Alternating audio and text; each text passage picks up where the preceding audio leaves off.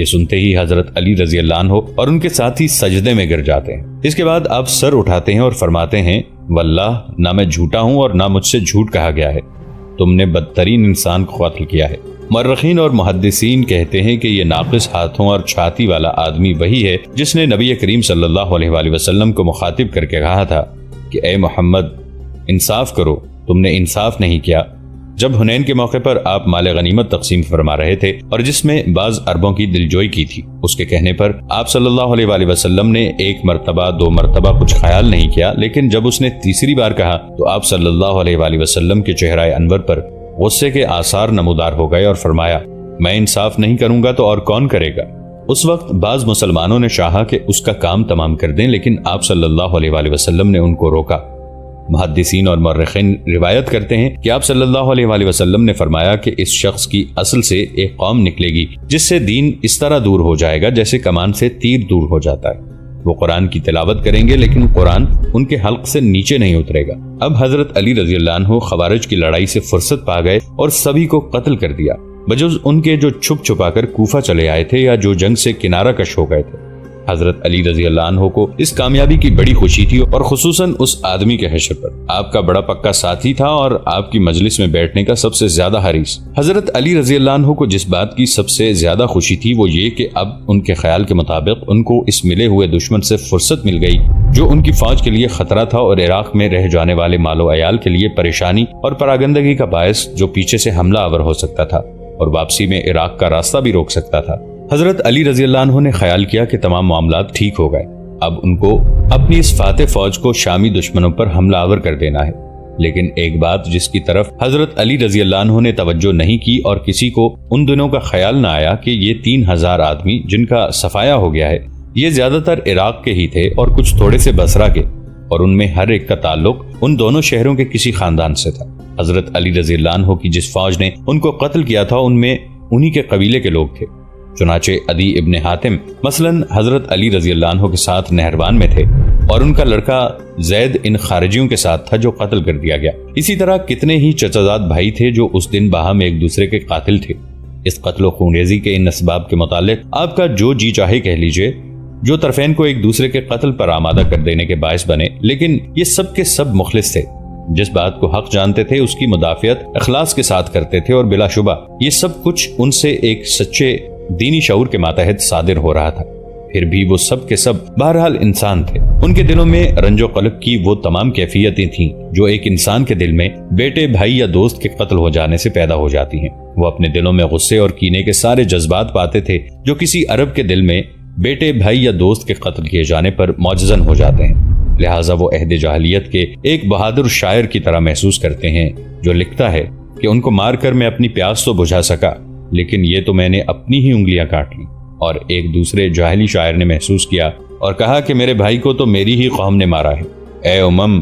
اب اگر میں ان پر تیر چلاؤں تو مجھ ہی کو نشانہ بنائے گا، معاف کر دوں تو بری بات ہوگی اور اگر حملہ کروں تو اپنی ہڈی توڑوں گا۔ بصرہ والوں پر فتح پا کر کوفہ والے اپنے غم میں بھی خوش تھے اور اس فتح نے ان کو صفین تک پہنچنے کا حوصلہ پیدا کر دیا تھا۔ لیکن آج نہروان کے مارکے میں تو کوفہ والوں نے خود کوفہ والوں کو قتل کیا ہے،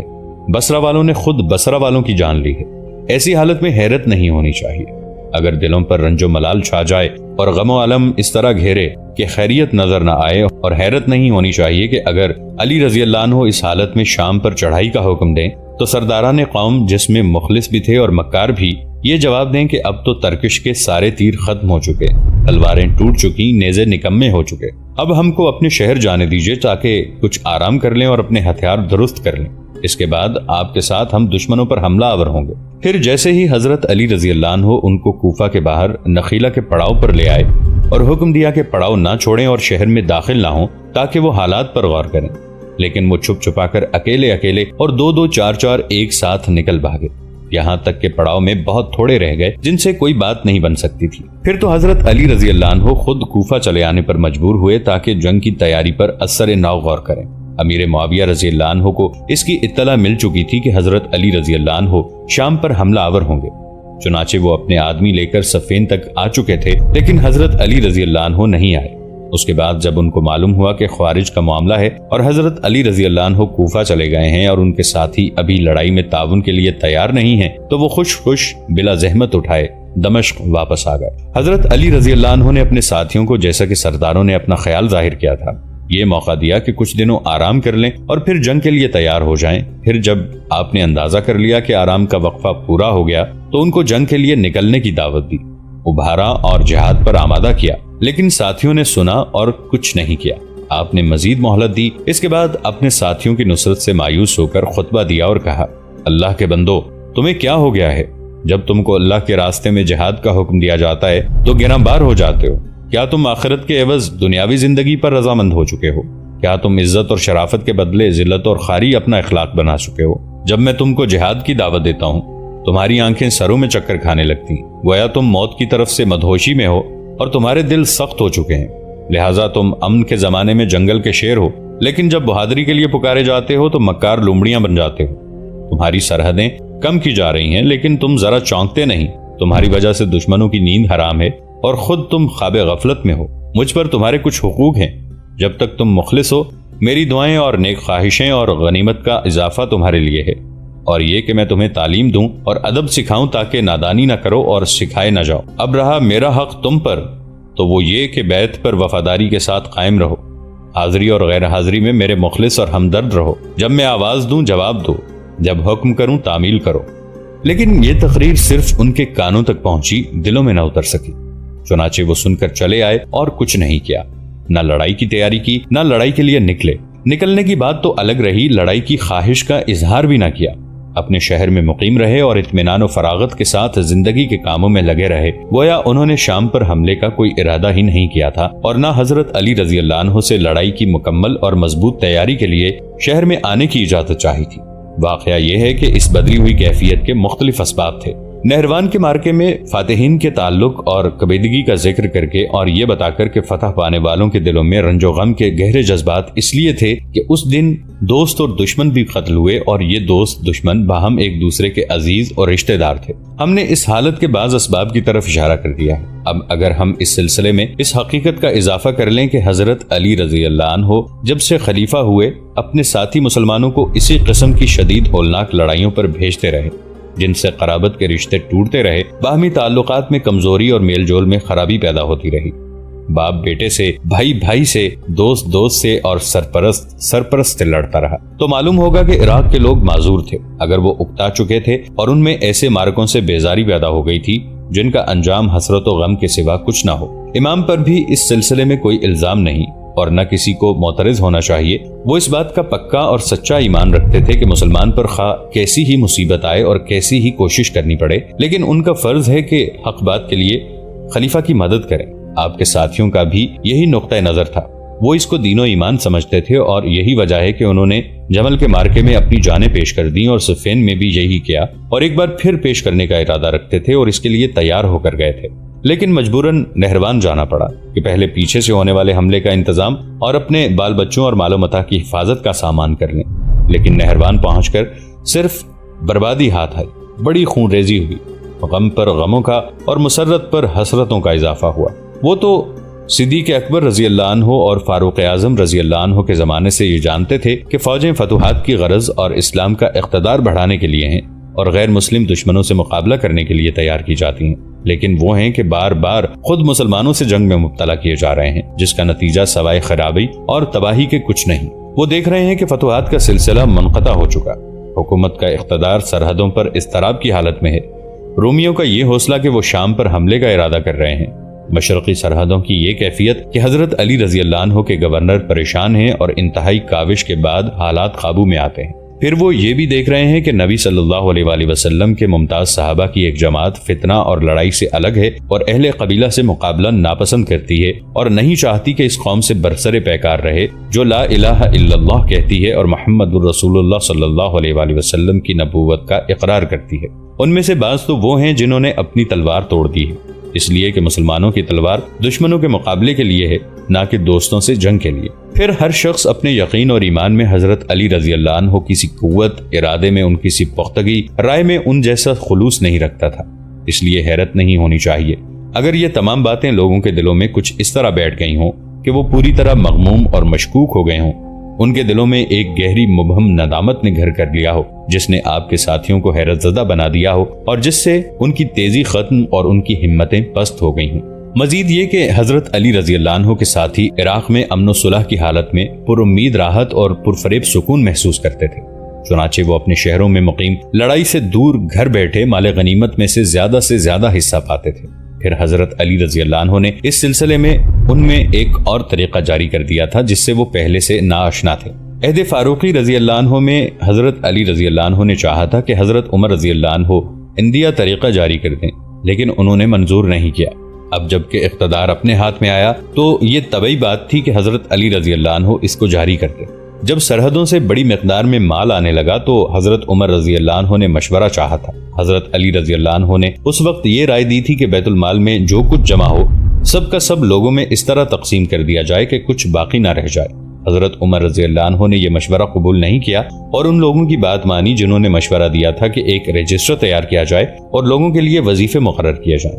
پھر جب معاملہ حضرت علی رضی اللہ عنہ کے ہاتھ میں آیا تو مال کے آتے ہی لوگوں میں اس کی تقسیم کرنے لگے، البتہ مصالح عامہ کے لیے خرچ بچا لیتے۔ حضرت علی رضی اللہ عنہ کو بیت المال میں کچھ رقم رکھنے سے زیادہ کوئی بات ناپسند نہ تھی، وہ یہ بڑے حرج کی بات تصور کرتے تھے۔ یہاں تک روایت کی جاتی ہے کہ آپ کو یہ بہت پسند تھا کہ بار بار حکم دیں کہ بیت المال کو جھاڑو دے دی جائے، پھر پانی بہا کر اس کو دھو دیا جائے، اس کے بعد آپ اس میں داخل ہوں اور 2 رکعت نماز پڑھیں۔ آپ کو یہ منظور نہ تھا کہ یک موت آ جائے اور بیت المال میں کچھ بچا رہ جائے جو حقداروں تک نہ پہنچ سکے۔ چنانچہ بیت المال میں جب کچھ میوجات آ جاتے تو چاہے تھوڑے سے ہوتے آپ اس کو تقسیم فرما دیتے۔ اسی طرح شہد اور تیل اور اس قسم کی چیزیں بھی تقسیم کرتے۔ ایک مرتبہ تو سوئی اور دھاگا بھی آپ نے لوگوں میں تقسیم کیا۔ لہٰذا ظاہر ہے کہ یہ لوگ امن و صلح کو پسند کرتے تھے، جن کو مشرقی فتوحات کا خراج اور سرحدوں سے آیا ہوا مال غنیمت شہر میں پہنچتے ہی تھوڑا یا زیادہ مل جایا کرتا تھا۔ یہ امن کی زندگی ان کو بڑی محبوب تھی۔ بہرحال اس بے نتیجہ لڑائی سے تو بہت اچھی تھی جس میں مال غنیمت تو کچھ نہیں ملتا تھا، الٹے تاوان پر تاوان ادا کرنا پڑتا تھا اور دوستوں اور سرپرستوں کا قتل اس کے علاوہ۔ اسی طرح حضرت علی رضی اللہ عنہ کے ساتھی آرام و راحت کی زندگی گزارتے رہے اور جنگ و مقابلے کی ہر دعوت اور تحریک کو ٹالتے رہے۔ پھر امیر معاویہ رضی اللہ عنہ کی چال نے ان کی دولت اور فارغ البالی میں اور اضافہ کر دیا۔ ان کے افسروں اور سرداروں کو امن و سلامتی کا گرویدہ بنا دیا۔ ان کے افسروں اور سرداروں کو امیر معاویہ رضی اللہ عنہ مسلسل خطوط میں سبز باغ دکھاتے رہے،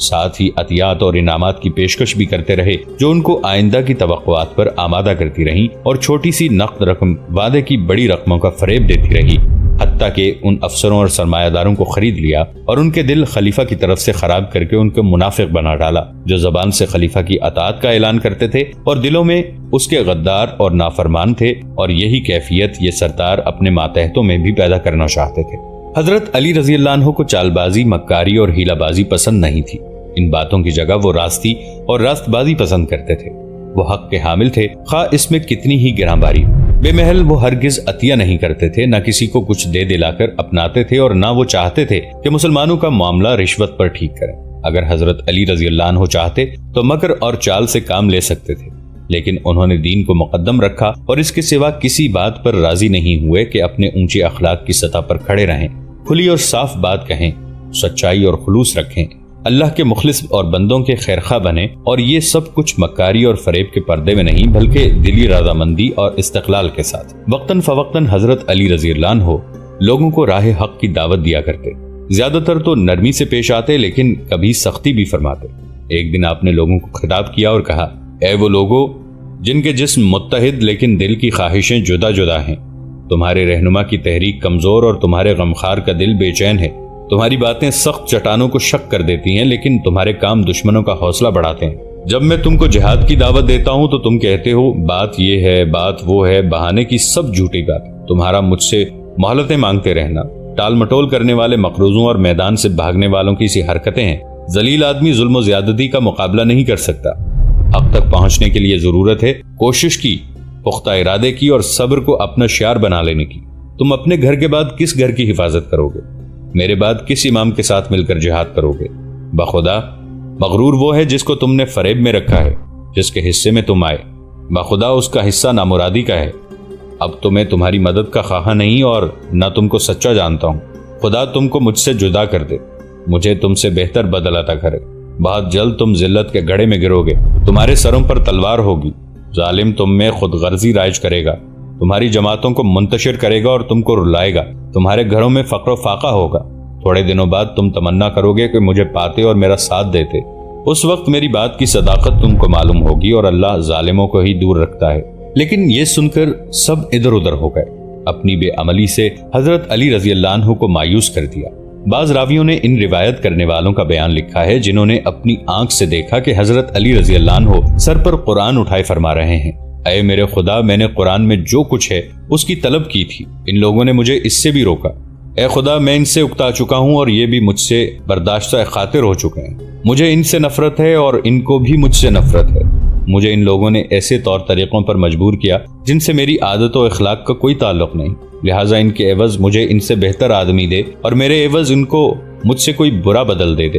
اور ان کے دلوں کو اس طرح گھول دے جس طرح پانی میں نمک۔ نہروان کے مارکے کے بعد حضرت علی رضی اللہ عنہ کی زندگی ایک مسلسل ابتلا اور انتہائی کوفت کی زندگی تھی۔ وہ دیکھتے تھے کہ حق آفتاب کی طرح روشن ہے اور یہ کہ ان کے ساتھی قوت اور بہادری، تعداد اور تیاری میں ایسی حیثیت رکھتے ہیں کہ حق تک پہنچ جائیں اور حق کا بول بالا کر دیں، لیکن انہوں نے آپ کا ساتھ چھوڑ دیا ہے، اپنے فرائض سے غافل ہو گئے، بلائے جاتے ہیں تو جواب نہیں دیتے، حکم پاتے ہیں تو اس کی تعمیل نہیں کرتے، فرمائش کی جاتی ہے تو نصیحت گیر نہیں ہوتے۔ انہیں زندگی سے محبت اور موت سے نفرت ہو گئی، وہ جنگ سے تنگ اور امن و عافیت کے خوگر ہو گئے، وہ راحت سے لذت گیر اور مشقت سے اکتا گئے، یہاں تک نوبت پہنچی کہ معاویہ رضی اللہ عنہ عراق میں ان کی سرحدیں ہضم کر رہے ہیں، عراق سے باہر کے علاقوں پر دھاوا کرتے ہیں اور وہاں کے لوگوں کو لوٹتے ہیں، اور جب حضرت علی رضی اللہ عنہ ان کو بلاتے ہیں تو جواب نہیں دیتے، حکم دیتے ہیں تو نافرمانی کرتے ہیں۔ ہاں، کچھ تھوڑے سے آدمی آپ کی باتیں سنتے تھے لیکن ان سے کام نہیں چل سکتا تھا۔ حضرت علی رضی اللہ عنہ رسول اللہ صلی اللہ علیہ وآلہ وسلم کے بعد خلافت کا سب سے زیادہ حقدار اپنے آپ کو خیال کرتے تھے، لیکن جب اس کا رخ دوسرے خلفاء کی طرف کر دیا گیا تو آپ صبر سے کام لیتے رہے۔ پھر جب خلافت آپ کے پاس آئی تو آسانی اور اطمینان کی فضا میں نہیں بلکہ پریشانی کی حالت میں، اور بعد از خرابی بسیار آپ کو آپ کے ساتھیوں کے خلافت نے بڑی بڑی مصیبتوں اور مشکلات میں مبتلا کیا اور آخر میں آپ کو اس مقام پر لا کھڑا کیا جو کسی خوددار اور سچے ایماندار کے لیے قابل برداشت نہیں تھا۔ خلیفہ جس کی بات نہیں مانی جاتی، جو حق تک پہنچنا چاہتا ہے لیکن پہنچ نہیں سکتا،